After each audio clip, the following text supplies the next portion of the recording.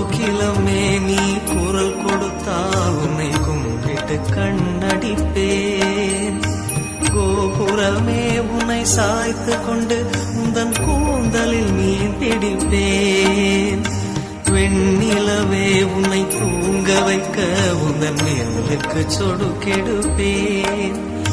வருட வரும் பூங்காற்றையெல்லாம் கொஞ்சம் வடிகட்டி அனுப்பி வைப்பேன்.